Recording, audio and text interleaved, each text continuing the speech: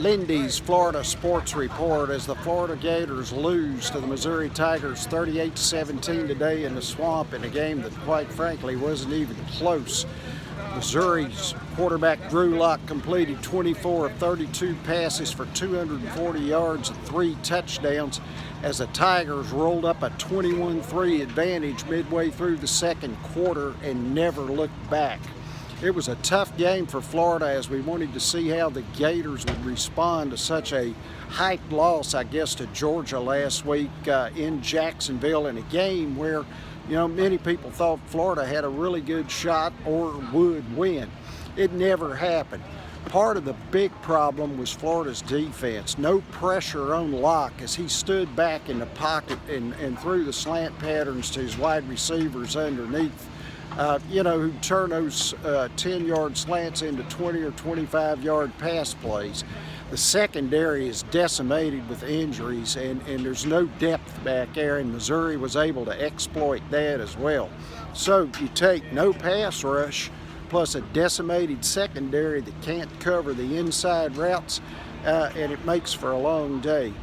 For Florida offensively, Missouri's defense didn't let LaMichael Pirine or Jordan Scarlett get untracked. Pirine only 10 carries for 42 yards, Scarlett 6 for 33.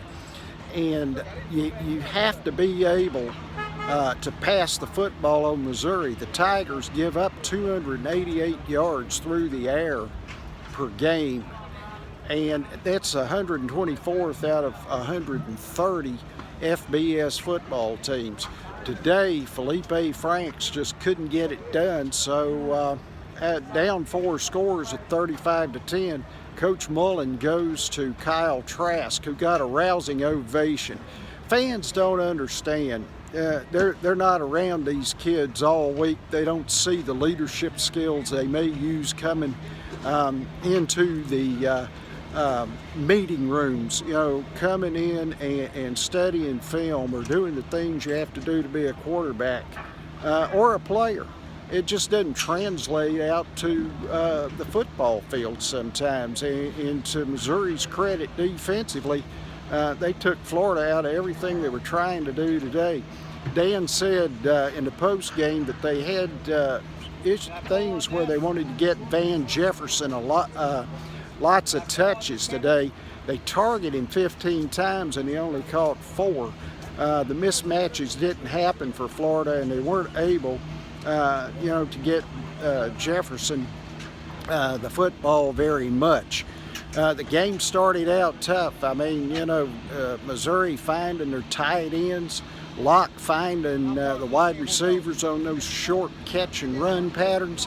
And they were able to roll up, a 21-3 lead. It eventually was 21-10 at halftime. Too many 3 and outs for the Gators as well. I think they had 6 on the afternoon, unable to sustain, any drives really whatsoever.